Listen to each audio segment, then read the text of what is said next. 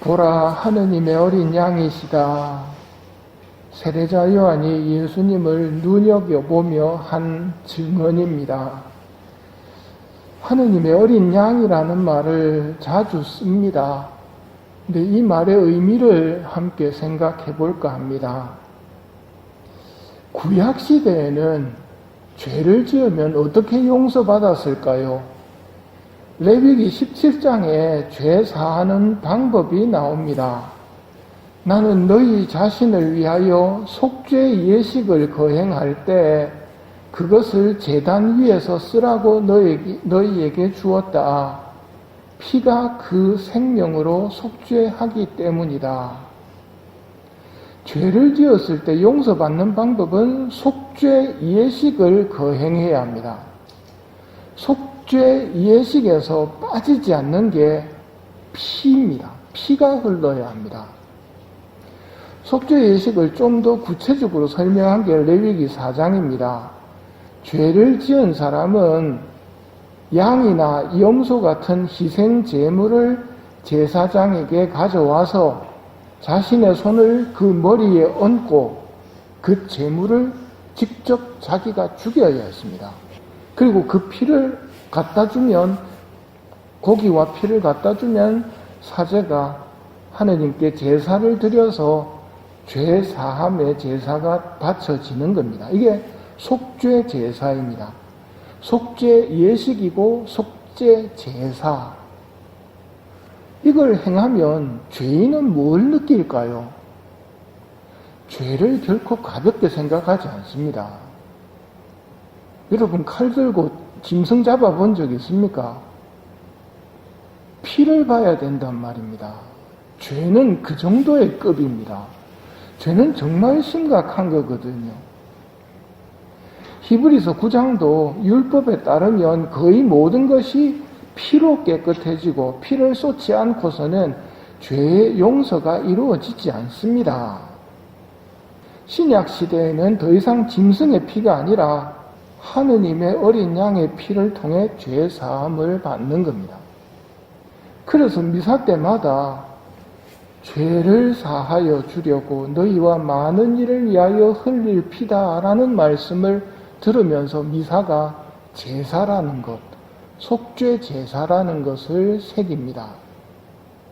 미사 때 죄 사함을 청하는 이유는 죄가 우리에게서 많은 은총을 빼앗아 가기 때문입니다. 죄 중에 있으면 은총을 많이 받아도 다 뺏기게 됩니다. 밑 빠진 독에 물 붓깁니다. 어렵게 표현하면 하느님으로부터 받은 과성 은혜를 죄를 지음으로써 다 뺏겨버렸습니다. 과성 은혜가 뭐냐면 고통이 없는 겁니다.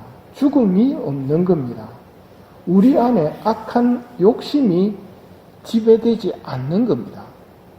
정말 자유롭게 살 수 있죠. 내 안에서 악한 생각 떠오르지도 않고 아프지도 않고 죽지도 않고 공간의 제약도 느낄 필요가 없습니다. 그냥 원하면 그 순간 그 자리에 가 있는 거거든요. 이것들을 죄로 말미암아 다 뺏겨버린 겁니다. 아이린 조지 여사의 천국에서 나눈 대화라는 책에 나오는 내용입니다. 이 세상에서는 아무리 좋은 것도 계속하면 실증을 느끼게 됩니다. 실증 때문에 이 세상이 힘듭니다. 이 실증이 죄의 결과라고 말씀하십니다. 길을 잃거나 싸움이 일어나는 것도 죄의 결과입니다.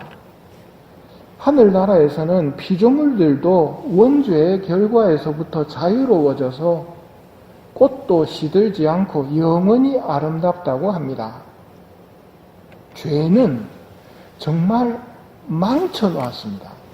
망쳐놓은 이 세상이 그래도 이 정도로 아름답다는 것은 원래는 얼마나 아름다웠을지 상상을 못한다는 겁니다. 하느님은 원래 그 정도로 아름다우신 분입니다.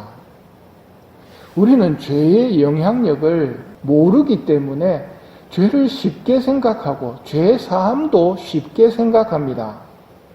그래서는 안 됩니다.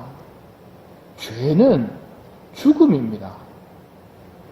죄는 피로 해결이 됩니다. 죽음이라는 희생을 통해서 죄 사함이 이루어집니다. 이걸 반대로 생각해 보면 하나의 진실을 발견하게 되는데, 우리가 죄를 지어서 모든 걸 잃어버렸는데 이걸 다시 복구시키려면 죄 사함을 받아야 합니다. 죄 사함을 받기 위해서는 죽어야 합니다. 즉 피를 흘려야 합니다. 누군가 나 대신 죽어준다면 그건 나를 정말 좋아한다는 말입니다.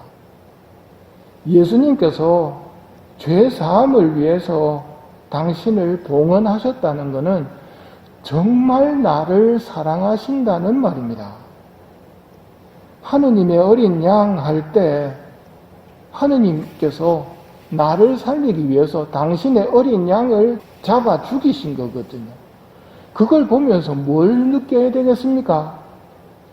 내가 죽어야 했는데 나를 살리기 위해서 당신의 외아들을 죽이셨구나. 이게 하느님께서는 세상을 너무나 사랑하신 나머지 외아들을 내주시어 그를 믿는 사람은 누구나 멸망하지 않고 영원한 생명을 얻게 하셨다는 말씀입니다. 하느님의 어린 양 할 때는 정말 내가 사랑받고 있다는 걸 느끼셔야 됩니다. 이걸 못 느끼고 있다면 예수님의 피를 상당 부분 헛되게 흘리게 하는 거라는 말입니다. 그러니 죄에 대해서 새롭게 생각하십시오. 그리고 죄를 깨닫게 해달라고 청하십시오. 죄를 생각하는 시간이 고해 성사를 준비하는 시간입니다. 성사 준비를 잘 하십시오. 먼저 기도부터 시작하셔야 됩니다.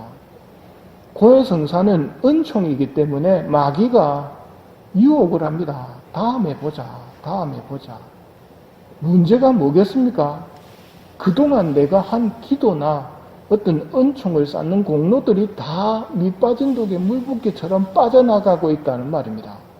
내가 하느님을 못 느끼고 있다는 말입니다. 사랑받고 있다는 것도 못 느끼고 있고, 하느님에게 나는 귀한 존재라는 것도 못 느끼고 있고, 입술로만 하늘에 계신 우리 아버지 하지만 진짜 하느님을 아버지로 느끼지 못한 채 입술만 움직이는 신앙이 된단 말입니다.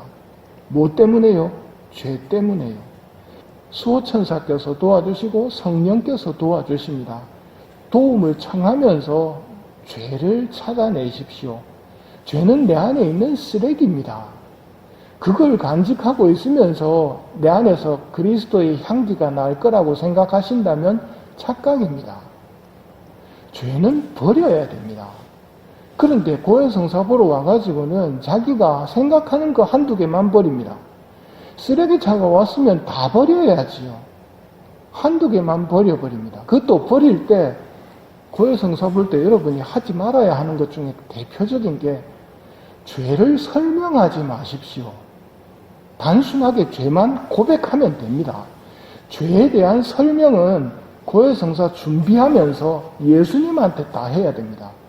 그런데 고해성사 보러 와가지고 내가 왜 죄를 지었는지, 그놈이 나한테 어떤 잘못을 내가 그런 말을 했는지 이걸 설명하고 있으면 안 된단 말입니다. 죄를 제대로 버리십시오. 죄는 심각한 겁니다. 짐승 잡는 걸 생각해 보십시오. 하다못해 비둘기 한 마리라도 죽인다고 생각해 보십시오. 하느님의 어린 양, 예수님이 바쳐지고 계십니다. 그걸 보면서 꼭 새겨야 됩니다. 정말 하느님이 나를 사랑하시는구나. 나를 귀하게 여기시는구나. 그래서 기뻐해야 합니다. 여기에 합당한 노래가 오늘 화답송의 노래입니다. 주님께 노래하여라 새로운 노래. 그분이 기적을 일으키셨네. 그분의 오른손이 거룩한 그 팔이 승리를 가져오셨네. 이게 고해성사를 통해서 죄사함을 주시는 하느님께 합당한 노래입니다. 오늘 세례자 요한이 증언합니다. 보라, 하느님의 어린 양이시다. 매 미사 때마다 같은 말씀이 선포됩니다. 보라, 하느님의 어린 양. 우리 죄값과 목숨값으로 희생된 어린 양을 보면서 우리를 죽도록 사랑하신 하느님을 기억하며 그 사랑을 되새겨야 합니다. 우리에 대한 하느님의 사랑 고백이 보라, 하느님의 어린 양입니다. 이건 머리로 이해했다고 해서 끝나는 것이 아닙니다. 와서 보아라.